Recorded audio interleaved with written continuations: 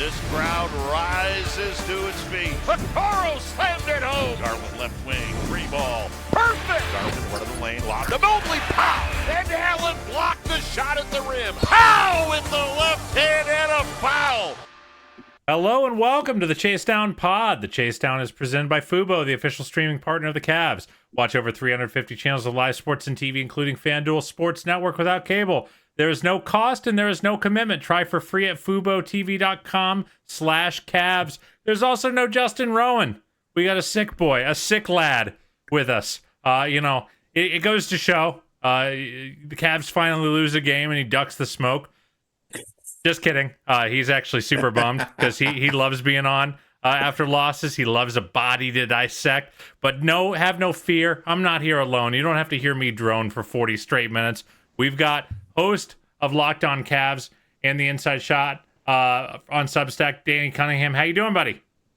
I'm well, man. Thanks for having me. How are you doing? Oh, doing fine and dandy. Going through, doing bedtime solo tonight, so we're just blasting from thing to thing to thing. But, we're feeling good. And I was thinking, Danny, because yesterday we had an afternoon matinee loss. And those are always a little weird because you just kind of have to sit with the rest of the day, And I was thinking that, so I started out fine with the loss overall. But then I thought about it more and I was getting grumpy. And I realized that I am functionally like the president of a homeowners association in a nice neighborhood. I'm really, my problems aren't too serious. But to me, they feel serious, It's been such a weird year where, you just have no sense. There's so little to poke at that, a loss like that where they had the game well in hand and then, blow it down the stretch does feel kind of jarring.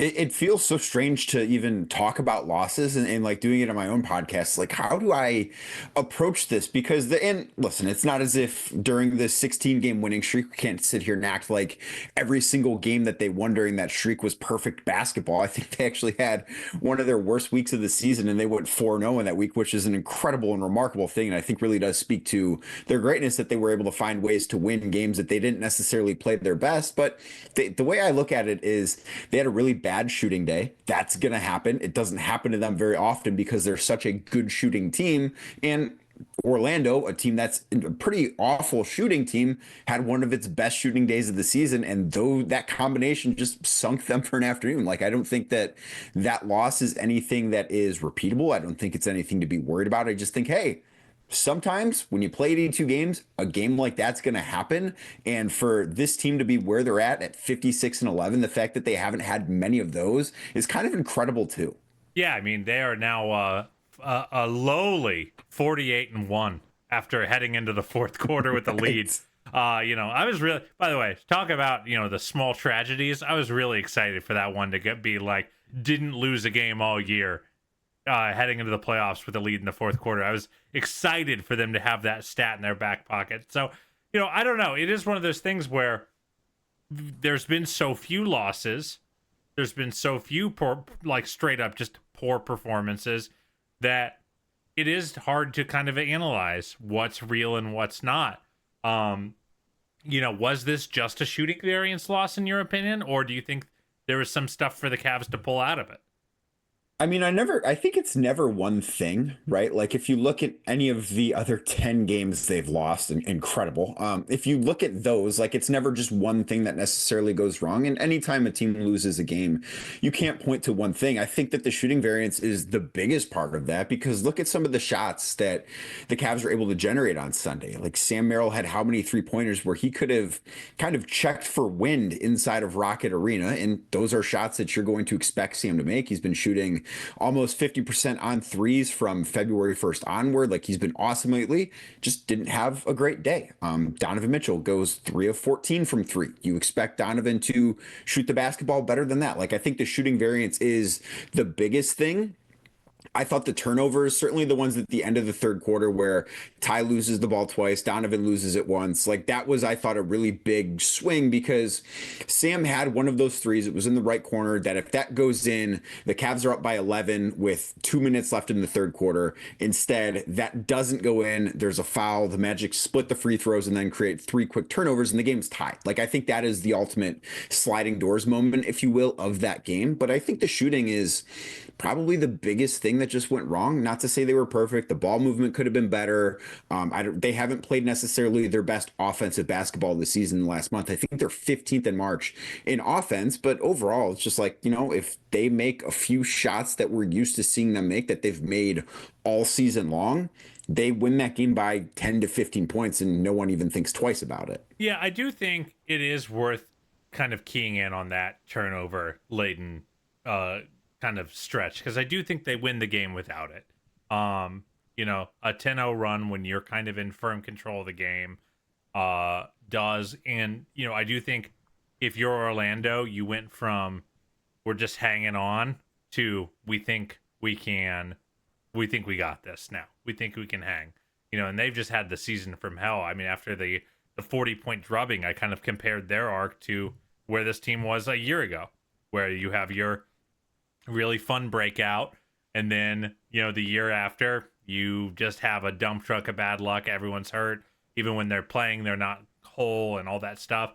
And but like they're still a team that with a lot of pride, especially coming out of that first round series last year. And I do think that is kind of where the game changed. I think Mosley gets a lot of credit for springing in out of nowhere full court press that I certainly was not ready for. And it sure didn't seem the Cavs were either. I gotta ask, we have seen more often than not that when the Cavs have trouble, when they are knocked out of their rhythm, Justin, I'll represent my dear sweet co-host who's laid up right now and saying that, the national media always points to long wings being what bother the Cavs. And Justin has always kind of persisted that, no, it's ball pressure. The Cavs don't like it when people are up in their grill. And how does Orlando turn this game? It's ball pressure. And like, how much of that do you think is kind of one of these flaws that the team just isn't super well built to handle? How much of that is just Evan not being there to be an outlet and a release valve when that pressure comes? Like, how much do you index on that? Because I still am not sure.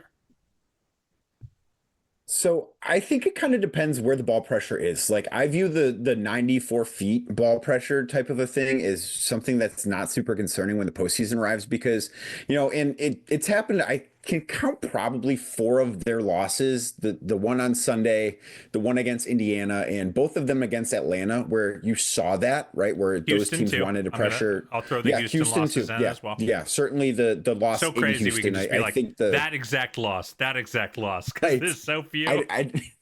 I don't think the one in Cleveland where they scored, I think it was 132 points in a Yeah, loss you're right. necessarily counts against Houston, but the one in Houston does. And that game you more so point to, well, Darius Garland missed 5 free throws, which he's never done in any other game as a professional basketball player. That's not going to happen again. So, like, there are all these little things, but you look at the one at home against Indiana, both losses to Atlanta around Thanksgiving. Like, you kind of felt like that was part of the problem there. And I actually equate struggling with that maybe a little bit more to a focus type of thing. And I just don't know that necessarily for a full 48 minutes of all 82 regular season teams, players are able to stay completely focused. And I think that when the postseason arrives, that becomes a non-issue. So I just don't know that that's necessarily the thing. Now, if you want to point to how certain guys like upper tier perimeter defenders can handle maybe Darius Garland, maybe Donovan Mitchell in the postseason. I think that is a conversation, particularly when you look at Drew Holiday with the Boston Celtics and the numbers that he has defending Darius Garland at times in Garland's career. Like, that could be maybe the thing, but I don't view it as, oh man, Anthony Black really got into Ty Jerome in the third quarter of a game in March. The Cavs might be in trouble dealing with ball pressure there. Like, I think that to me is maybe more of a focused thing. Maybe it's more of a, hey, it was a 1 o'clock Sunday game. Was the intensity level at a playoff level? No, it wasn't. Like, I think that those things matter when you're having that conversation. Yeah, I think that's fair. I think it's a little bit of column A, a little bit of column B. I do think these small guards would much rather, you hang back and play a conservative defense because they are, one, just faster. They can get to the spot better than your big can in a drop coverage. Like, they're going to get to that spot, hit to their floater range. And when you're backpedaling against the Cavs, you're just kind of toast because of how well Darius and Donovan changed directions, to say nothing of the other supplementary pieces on this team. Whereas when you are kind of in their grill, when you're pushing them back, one, it gets a little harder for them to let their tempo kind of control the game. You're kind of imposing your tempo on them. And then also, they're just smaller. So it's a little bit harder for them to hit that guy on the short roll when you're making the pass 33 feet from the basket as opposed to 20 feet from the basket. Jared Allen's catching it at the top of the 3-point arc and has to make 3 dribbles on the way to the hoop before he makes a decision, instead of, one step and then either a pass or a floater. So, like, I do think there's something to it. I do think it's the first thing that teams will try against them. I just am not sure, how, to your point, like, I think you're still going to have the right personnel to do it. And really, like, not to oversimplify, it always is going to come down to just how good are you at, like, how many different kind of looks can you throw at this team? Because I don't think 7 games of ball pressure is necessarily the answer. No, and I think that's a hard thing for opponents to keep up for 7 games too, because we look at this as because it is a thing that has affected the Cavs. It's the lens that we view it through. But how repeatable is that to do that 7 times in 2 weeks for 48 minutes? Like, that's a really difficult thing to do, especially when the entire game is at a much more intense level in the postseason, because the regular season just, I mean, the effort level is obviously really high from every team every single night. And that's something that probably doesn't get talked about enough, but the intensity level isn't at the same in the regular season it is in the postseason. It becomes harder to defend full court in the postseason than it does. And the defense in the half court, I think, becomes tougher in the postseason. And I think that actually makes it tougher to pick up full court, because you're having to expend so much energy on every single possession that sometimes defensively it might make sense to save that energy and just defend in the half court, because you're going to have to do more there anyways. Yeah, it's an interesting conundrum, for this team. And in some ways, it does make me think, Danny, that as much as I don't relish the idea of an Orlando first round series, because they're so physical, because they're so tough, and and for a team this good, really just there's a bit of like, let's just get through this first round or two as unscathed as humanly possible. That's part of the reason I'm not crazy excited about playing Giannis in the second round. Do you think that this is actually kind of an iron, like a whetstone almost kind of matchup for the Cavs, where if you do play them in the first round and you do figure out how to get your offense going to the way it was earlier in this season series, where the Cavs put up 120 points plus, in the first 2 games, if you can prove that, hey, your ball pressure actually doesn't mean anything to us, we're going to get buckets on you. Do you think that's more valuable, even if the series is a little more physical and hard fought, than playing a team like, I don't know, like the Bulls or the Hawks? I mean, at the end of the day, I think that we learned this during the run from 2015 to 2018, where we would just routinely see this franchise sweep through the first round. And you want to be able to conserve that energy for second, third, fourth round playoff games. Like, you don't want to spend more time in the first round than you have to. I actually look at the Orlando matchup as, yes, maybe that series would be a little bit more physical, but I look at it as the Magic just don't have an answer to what the Cavs present from a math perspective. Like, the Cavs are going to shoot way more threes than the Magic. They're going to make way more threes than the Magic. So yesterday's game for Orlando was the 9th time this season they've shot 40% or better from 3 in a single game. Like, that's just not something that ever happens. That they are the worst 3-point shooting team in basketball. They're not going to be able to keep up with the Cavs offensively. I think it would be a really short series because an average performance from the Cavs on offense is a 10 to 15 point victory over the Magic's average performance. Like, that's just the way that I view that. Yes, it would be more physical. I think it would be a good hump for the Cavs to get over, really, just to prove how much different they are. And I understand that the Magic, as you mentioned, have had a season from hell. Like, they've not had their full allotment of key players. Jalen Suggs is not going to come back this year. Like, they are a team that is going to look different if they make the playoffs than they did in the 4-5 matchup that we all watched 7 games of last year. But I do think that getting past that team, particularly in a quick fashion, which I would expect to happen, I think that would be a really good sign for this team. Just like, even if it's internally feeling, see, we are so much different than we were last year. Like, if they can look in the mirror and say that after a first round series win in 4 or 5 games, as opposed to 7 games that it was last year, I think that could be a good thing for them. I think so too. And I do think the kind of the personnel that Orlando presents do help you solve teams like, they're going to play a very similar style to, in terms of their ability to switch, in terms of their ability to close out on your 3-point shooters and keep you from getting your attempts up against teams like Boston. I'm not as worried about New York and Milwaukee on the defensive end of the floor, obviously, but I do think there is some value in having a get the offense going in a tough defensive series kind of thing, and like, to some extent, it is like a bit of a proof of concept. And no matter what data we see and no matter what tape we see, I do think every Cavs fan is going to have that lingering concern in the back of their mind of, like, when the pressure gets ratcheted up and when the scout gets good and teams are really locked in, is this Cavs offense going to score at the level they've been scoring in the regular season, or at least in the neighborhood? Because we're 2 years in to pretty precipitous drop-offs from their regular season average in the postseason. I would continue to argue that last year probably deserves a little bit more grace than that. I'm not sure any team played 2 tougher matchups on the other side of the floor than Orlando, than Boston, and very shorthanded versus Boston, mind you. But, like, we still haven't seen this team just go for a 4 or 5 game series, put up 115, 125, 120. Like, it's been a race to 100 for this team in the playoffs. So I do think there's something, I don't know. I kind of go both ways, because, like, it would kind of be nice just to play Atlanta and just be like, all right, let's just score. Let's just play it. Let's just play our basketball. Let's get a taste of what focused playoff basketball looks like without any, risk of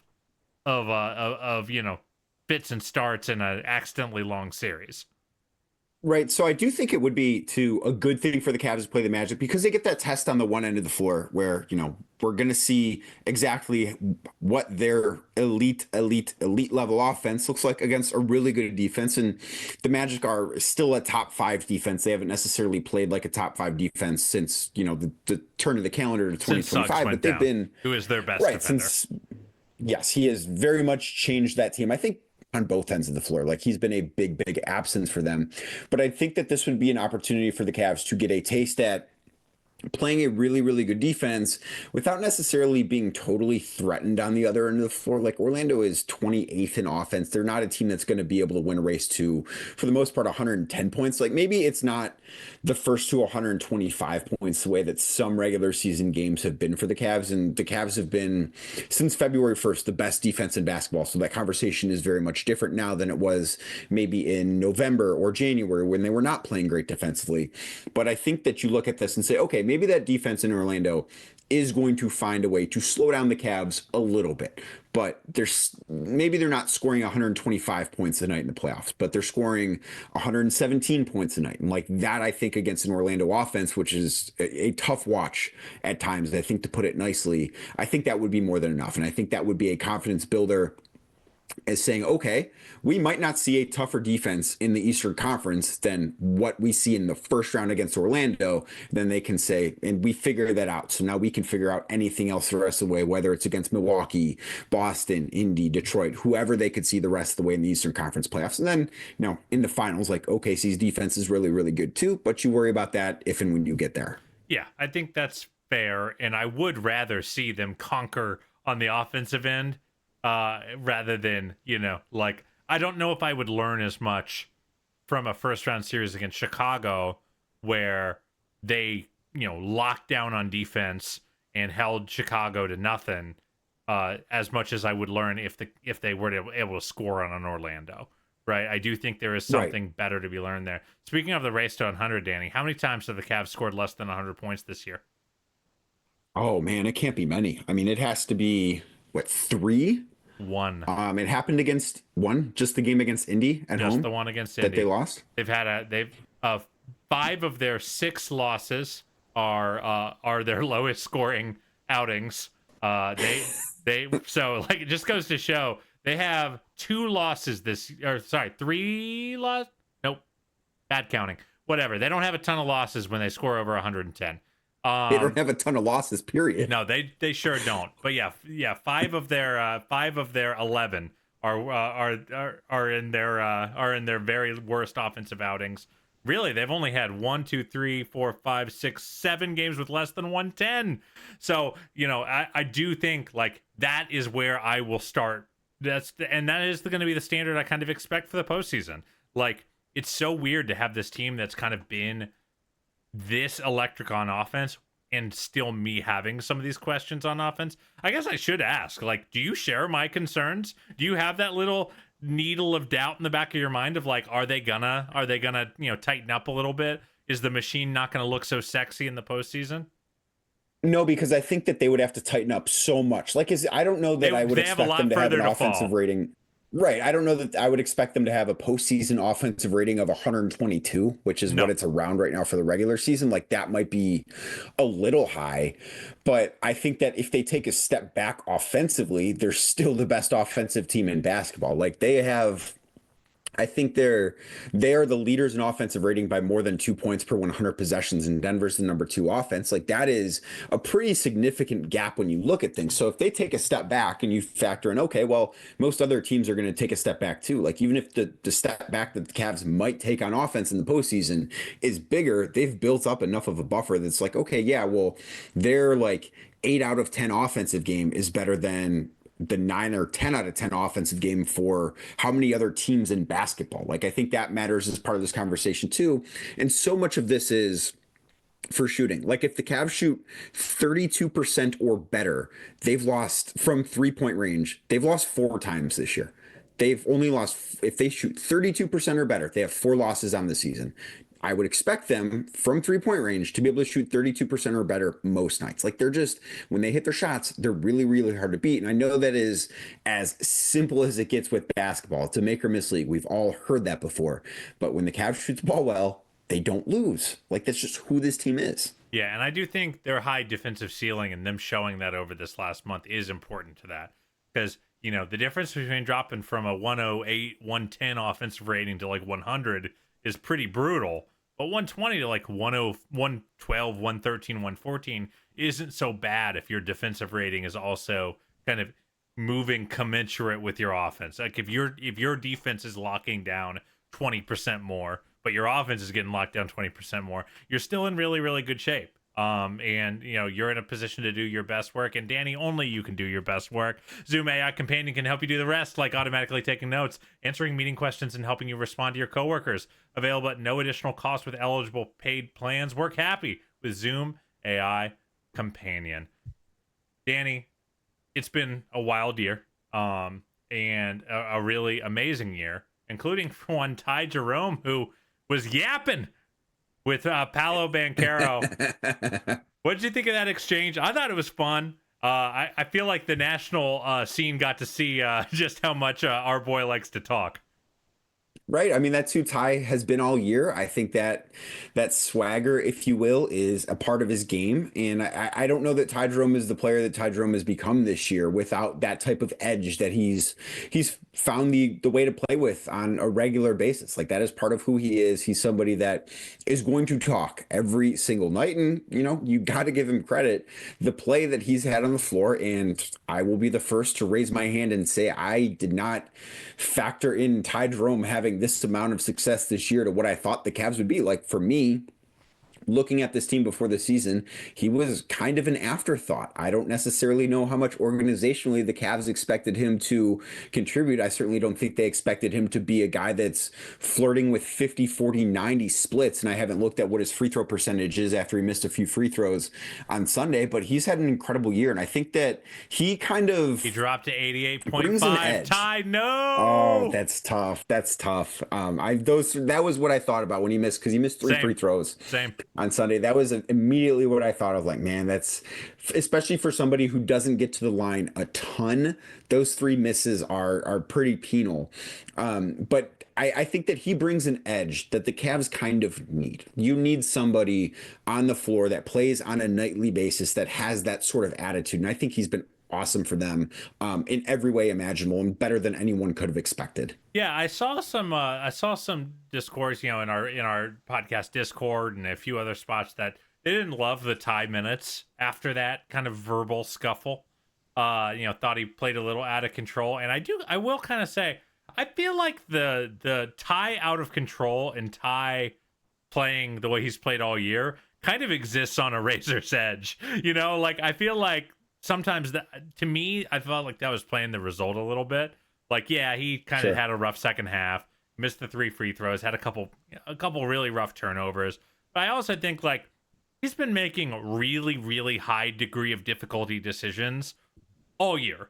And, like, I think, like, if he's able to loop that crazy cross-court pass over to the left wing, then we're talking about what a great pass it was. If he finishes a couple of those crazy floaters, then we're really happy. I mean, the free throws, I just don't know what you say. You just missed free throws, which, we saw Darius Garland miss free throws.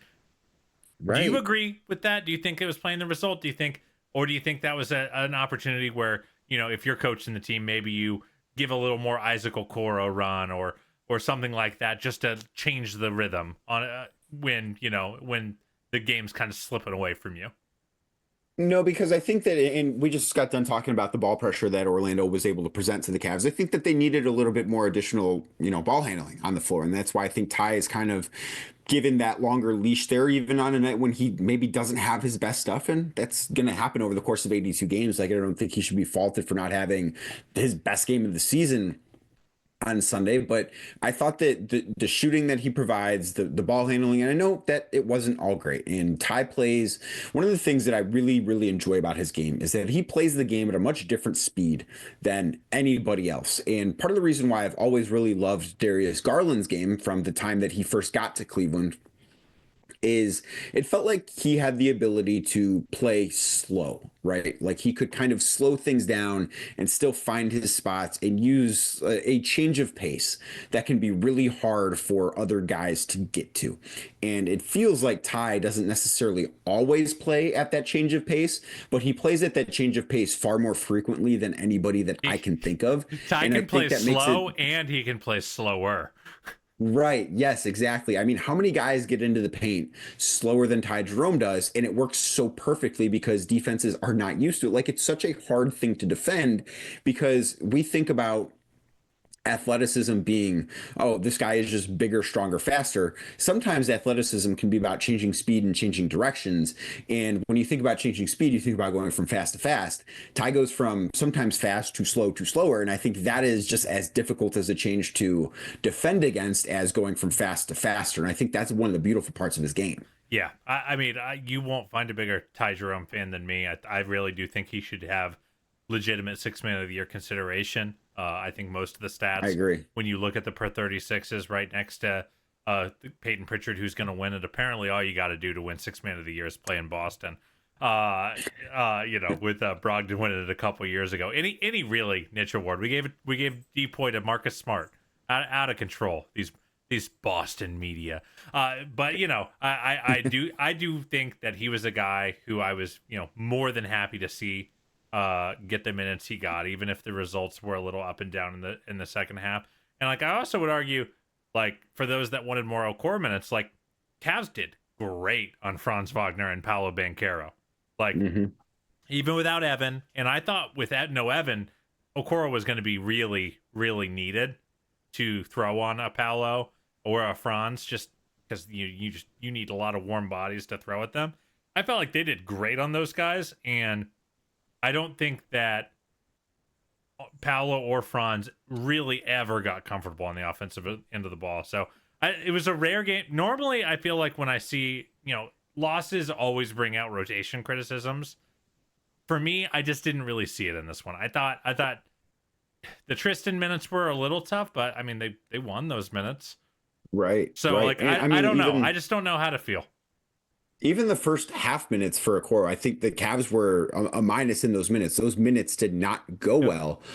He might have been like a minus 13 in 7 minutes. And of course, that was when Orlando went on its run, and that's not Isaac Okoro's fault. And after the game, Kenny Atkinson said that was him not playing in the second half was sort of a victim of circumstance thing. So if you remember, Tristan was at the scorer's table to check in for Jarrett Allen with about 3 minutes left in the third quarter. And the next whistle was Jarrett Allen got fouled and had to go to the free throw line. So, of course, you can't check in for a guy that's shooting free throws. So Jarrett ended up playing a longer stint, which means Tristan didn't get on the floor until later. And then instead of having Isaac Okoro come in and maybe play some Dean Wade at the 5 minutes early in the fourth quarter, the Cavs didn't do that because Tristan's run hadn't been very long yet. And then they were ready to go back to Jarrett Allen. So that's kind of the reason, too, that you look at as, okay, maybe that's why Isaac Okoro wasn't on the floor in the second half. And, I think that with what he would have been tasked doing, I don't know that that's where the Cavs needed the help. I think they needed help to make shots. And Isaac is certainly pre-shoulder injury was shooting the leather off the basketball, hasn't been as good since injuring that right shoulder, and that's a really difficult thing to come back from in the middle of the season. But they needed more offense, and I just don't know that you're looking at Isaac Okoro to provide that in that spot. No, I'm with you. I mean, I really think, if you're looking for a bit more space, a little more shooting, a little bit more creation, you're going to play Ty Jerome and Sam Merrill the majority of those minutes, and that's what Kenny did. Sam has a nightmare shooting game. He misses his first 6 threes, and sometimes you just have games like that where things just aren't falling. And it is always important to say, people don't like it when we do the open 3-point stats, but they matter. And the Cavs shot 5 of 14 on wide open threes. They shot 4 of 18 on slightly contested threes. So, 9 of 32 on open or on wide open or somewhat open shots is that's just a tough hill to climb. They didn't. I thought Orlando did do a lot of interesting stuff, and one thing I will say is this was a game where you miss Evan on the offensive end of the floor. 100%. I thought that they missed his playmaking more than anything on offense. I think a big part of his success this year has obviously been he's been more aggressive in seeking out his own shot. He's been more aggressive going to the basket. He's been far less hesitant, I think, beyond the arc shooting the basketball. But what he's been good at his entire career, I think, has been the playmaking thing. And that's probably been a little bit underrated from him. But in watching that game, especially as you talk about with the ball pressure, it's okay, well, how would this offense look different if Evan's making a few plays and finding open shooters? How would things look different for, Donovan Mitchell in particular, who spends a lot of time on the floor with Evan Mobley? How would that have changed his game that he had on Sunday? I thought they missed him. And it's easy to say this in a game where they lose giving up 108 points. Like, it was not a bad defensive effort by any stretch of the imagination, but I thought it was clear they missed him a ton on offense. And I don't want to say they don't miss the defensive player of the year on defense, because that wouldn't be entirely true, but they played well enough on that end of the floor to be like, you could take the day off defensively and you didn't necessarily feel it a ton. And then offense was like, I would have liked that there. Well, yeah, I feel like the thing with Evan on offense is because everything else in the machine has worked so well this year, it's felt like his offensive growth has been the straw that breaks the camel's back a lot in a lot of these games. You know, you look at that Memphis game where he hits 3 straight threes, and it just felt like the game was over right away. Like, he hit those 3 threes. And I'm like, all right, we're done. We're done here. He's bullying Zach Edey off the floor.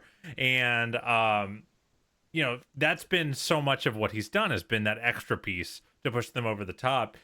And very rarely has he had to be the guy that's raising the floor for the offense. But Orlando made a scheme change in this game. Jared Allen just had a parade of free runs in the pick and roll in that first half, and they were crashing down hard. They were taking advantage of the fact that the Cavs weren't hitting, because, again, the Cavs were generating a lot of open looks, but they were crashing down hard. Darius had 5 turnovers. Donovan had 3. I'll bet 5 or 6 of those were in the second half of just them trying to hit a pocket pass to Jarrett, and Orlando crashing in and forcing and hitting him early. And if you're able to get Evan the ball, you know, on those kind of slips at the top of the arc, or running an inverted pick and roll, or whatever it may be, there are things that, you know, as good as Jarrett's gotten with the ball, you still don't want him taking 5 or 6 dribbles in a possession. You know, you want one dribble, you know, step, layup, or floater, or pass. Like, that's just where Jarrett's game is. And I felt like with no Evan on the floor, Orlando just kind of said, hey, whatever you want to do, we're just not going to give you those 2 steps. We're going to make you beat us in another way. And I feel like that's part of why the Cavs offense short-circuited, is because the thing that was so successful went away. And then it's like, okay, well, now what? Because running off-ball stuff, no one chases harder than Orlando off-ball. And no one's more physical blowing up screens than Orlando. And I do think, like, that is where Evan raises the floor of the offense as much as he raises the ceiling, because he can just do different stuff that you just don't get to do when he's not on the floor. Right. And I think that having another guy that can too go and get his own stuff, like go and get his own basket too. And that's been a big plus of adding DeAndre Hunter, is having somebody else that's a little bit bigger, that has that wingspan, that can kind of create for himself. Like, I think he's been really awesome in that area, but I think that they missed Evan's playmaking. They missed him getting downhill to the basket, being aggressive. And I don't know that Orlando can make the same adjustments they made after that first quarter where the Cavs scored 38 points if Evan Mobley's on the floor. Like, I think that game really speaks to his importance on that end. And to your point about the turnovers, Darius and Donovan combined to have 8 turnovers on Sunday. 7 of them came in the second half. So it was a big adjustment that Orlando made. And I don't know that the Magic deserve all of the credit for that. Like, I think some of that was a little bit of a lack of maybe attention to detail on offense, but it's something that just Evan Mobley, he solves a lot of problems for this team. Like, he really, truly does. Yeah, they're 1-3 in their last 4 without Evan. In games Evan has played, they're on a 73 win pace. And if he had played all 82, and that doesn't include the Miami game he left in the first quarter. So, like, I mean, clearly they miss him. Are you at the point now where you would say he's their most important player, like the guy who is most crucial for them to do what they want to do? Obviously, it's hard in tight margins here. Right. I think it kind of depends on the matchup. I was having a conversation with somebody about this a little bit earlier today, and I think for the Cavs to win the finals I think they're going to have to get through Boston in the Eastern Conference. Like, I really, truly feel strongly that's going to be the Eastern Conference Finals. And I think for the Cavs to win that series, Donovan Mitchell probably has to be the best player in that series for the Cavs because of how well he's played against Boston, just because of some of the defensive stuff against Darius, and I think some of the numbers with Evan against Kristaps Porzingis have also not been great. I think that has to be a Donovan Mitchell series. And say they get past that, and OKC's waiting for them on the other end. That's the series I think Evan needs to be the best player on the Cavs. Like I just think it kind of depends. It's a matchup dependent thing. Like he is obviously vital to winning, I think, any series in the postseason. I think like his importance level varies maybe a little bit depending on who the opponent is too, and just how things look stylistically. I think it goes to speak to how well these top four dudes fit together, that is the answer. Because right. I think you're right. I was getting ready to just say it's Evan, but I think you already swayed me off of that to say that it is. That's what I'm here for. Thanks, buddy. I do think it is going to be inherently matchup based, and I do think it's reflective of how these dudes paper over each other's weaknesses. You know, you could certainly make the case that it's Evan, but to your point, if you're in Boston and you don't have Donovan Mitchell for a game, and you're like, who's gonna just create a bucket for us? Because Darius isn't a great bucket generator on his own. Evan is not a great bucket generator on his own. Jared is not a great bucket generator on his own. All great scorers, all great, very helpful players, but they're not just the ISO star that Donovan can be, especially against that Boston team. And with if Darius wasn't in the game, we'd probably be like, can someone get us into the offense? So it's just like everyone covers up. I don't think any of those four guys, and certainly at the top three, I don't think any of those three have like horrific, glaring, like 5-alarm fire weaknesses, but they do have things that maybe they're like a B- at.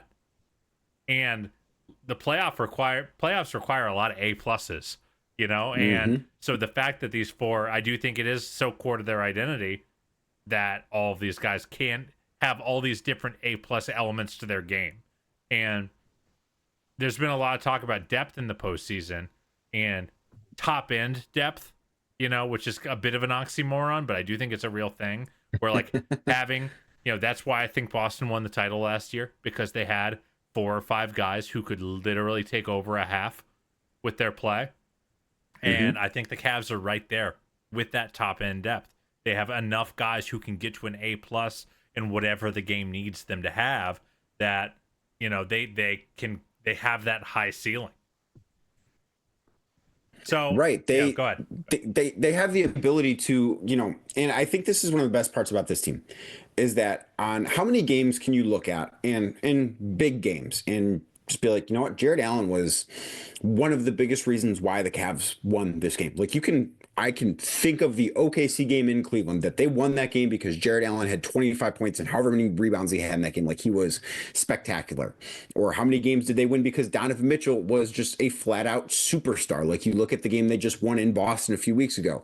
That was absolutely part of it. Darius Garland has games like that. Evan Mobley has games like that. Like they just, the top end depth, I think, is a great way to look at it, because there are not many teams in the NBA that have the luxury of the 4th best player on the team is somebody that is as good as Jarrett Allen and also as unselfish as Jarrett Allen. Like I think that, and he won't do this because this is not who Jarrett Allen is, and that's part of the reason why the Cavs work.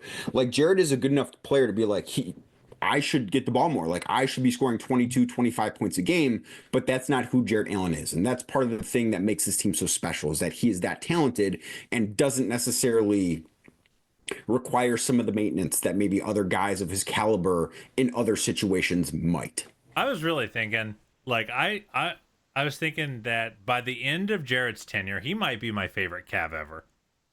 Just in terms of his complete unique perspective, his general demeanor, what a good dude he is. Like, I will always remember that poster where he tried to do the "I'm me, I'm him," and then he breaks out laughing because he can't even hold on to trying to be a hard ass for more than 5 minutes or for more than 5 seconds. It's just immediately a collapse. Yeah, they really do have it all, and like I do think it really. And maybe I'm over-indexing on last year's title because that's what we do, right? We always try to learn maybe too many lessons from the most recent success. But I do think, like, I don't really think it matters that much how good the middle class of your roster is if you don't have 3 or 4 guys, or you have a Jokic or something like that who can just consistently be supernova. But if you don't have at least 2 dudes who can take over a game for stretches, who can dominate a quarter or 2 quarters, then I just think you're dead in the water.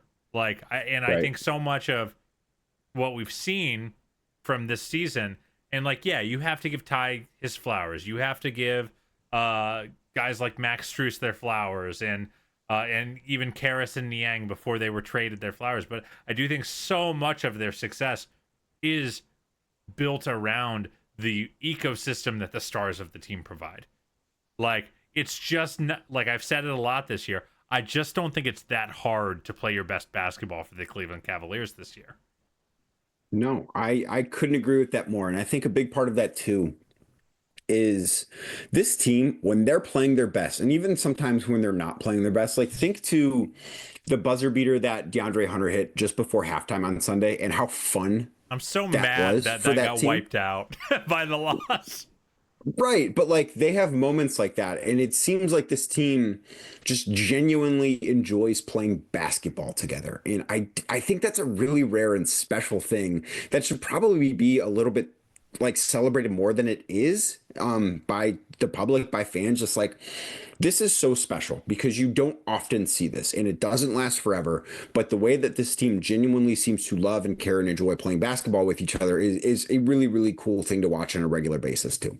Yeah, I'll tell you what. I spent my whole life hearing people complain that the NBA players don't care, are only out for themselves, don't play defense, don't try hard, and so I imagine everyone I grew up with must love this Cavaliers team, and the entire country must be falling in love with this Cavaliers team.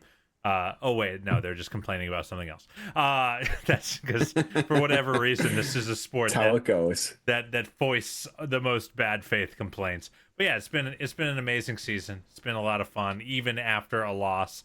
It almost does wake you up to how fun the year is. When we're like, oh wait, I felt like this like 20 plus times last year. Ew, like right. It does really.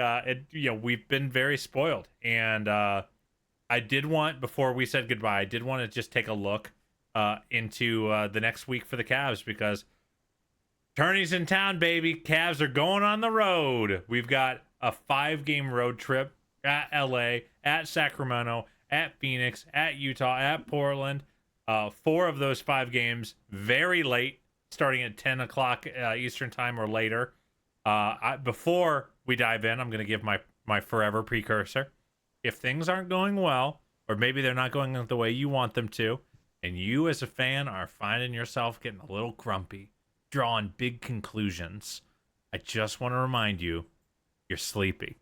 You're staying up till 1:30 in the morning, watching basketball, and then probably taking an hour to wind down after the game, so you're really going to bed at like 2:30, and then you're waking up at 7:30 to go work out, get ready to go to work, and then you're just not sleeping enough, so you're grumpy. So just remind yourself, dude, am I really mad or am I just tired? All right, preamble over, Danny. What do you expect from this West Coast trip? On one hand, this team has bounced back unbelievably well from losses, but on the other, it's just a grueling margin. This is about as grueling of a trip as they're going to have. Right. So I think that Tuesday's game is the one I'm most interested in because, one, it is the one right after a loss, and 2, it comes against a really good defense. The Clippers are 3rd in defensive rating entering games on Monday for the entire season. Like, that is how they have built the record that they have. That is why they're in the playoff picture out west, is because they're a really good defensive team. After that, I kind of think this could serve as a get-right trip for the Cavs offense, because you look at, yes, Sacramento is on the second edge of a back-to-back. The Kings will be rested. The Cavs won't be, but they're a below-average defense. The Blazers have been a better defense lately, but they're still 16th for the season. Phoenix has the worst vibes in the NBA and one of the worst defenses, too. Gee, imagine that. And then Utah is the second worst defense in basketball. Like, I think that if the Cavs have not been great offensively, are the wheels off on that campaign. Oh my goodness, are they ever? I heard Walker Kessler took like 6 threes in the game the other day. I was like, oh my god. It's just, it is. They have a goal out there, and that goal is not to beat the Cavs next Sunday. But the Cavs Sundiata Gaines is not walking through those doors, Danny. What a callback! Oh my goodness. But the Cavs have been 15th in offense in the month of March, and that's not who they are as a basketball team. I think they're in a little bit of a shooting malaise, if you will. And I think that going against some of the defenses that they're going to see over the next week and change is something that could serve as a bit of an antidote towards their shooting struggles as of late. And I would expect by the time they return home next week that they will look much more like the team that has been number one in offense virtually the entire season than what we've seen lately. All right, Danny, before we go, because we're probably not going to have you back on before the end of the season because there ain't that much season left. I got to ask you, what's this team's final record? The final regular season record, I think they are going to go 68-14. I think that they will lose 3 more games this year. I don't know that they will necessarily play everybody in some of those losses. I think that we could see some games down the stretch where the Cavs value being a little bit rested and healthy for the postseason as opposed to going all out to win every single regular season game. I think they're going to get to 68 wins and set a new franchise record for the best regular season in Cavs history. Brother, I think I'm right there with you. I gotta say, I was really, really hoping for 70. 70 just felt like such a special number to reach, and obviously it's not out of question. They can only lose 1 more game, but they've had enough insane win streaks this season that I'm not counting it out. But I do think 68 feels like a really good number. 14 losses over a basketball season is bananas, and would be one of the greatest seasons in the history of the sport, which reflects how good this team is. So, I think it's a very reasonable prediction, and very fair, and would still put them well. Now, here's the other question: is do they hold off OKC for the number 1 overall record in the league? I think 68 wins would do that. I think that OKC is probably going to win 66 if I had to bet. And I think the craziest thing about what you just said is I think they're going to win 68 games. That's a pretty reasonable prediction there. Yeah, we're being measured and cautious observers of the game. All right, Danny, before we go ahead and plug your stuff. You do unbelievable work and really, really appreciate having you on. Well, I appreciate that. You can find me every day wherever you get your podcasts over at Locked On Cavs, coming your way just about every single day at this point, weekends included. And you can find everything I write about the Cleveland Cavaliers at my Substack, The Inside Shot. Links for that and everything I do can be found on my social media at Real D Cunningham on Twitter or Danny Cunningham on Blue Sky. All right. Thank you so much. Go subscribe to Danny Cunningham Substack. It is unbelievable. It's some of the best writing that you're going to see covering this team. It's really, really nice to get that extra perspective on top of the pods. Also, highly recommend your beginning of the week whip around pods with beat reporters or people who cover each individual team. I think those are some of my most informational and kind of quick digestive snapshots of what the Cavs week is going to look like. So thank you so much for coming on, Danny, and really appreciate you. And I really appreciate you, listeners and viewers of the Chase Down. If you'd like to support the podcast, go ahead and subscribe, unsubscribe, resubscribe, and help cook those books. If you're watching on YouTube, go ahead and hit the subscribe button on the Cavs official YouTube channel. Go ahead and like this video if you're feeling kind. My deepest and best wishes go to my poor sick co-host. We love you so much, Justin. Get better. Thank you so much for watching and listening. And as always, go Cavs!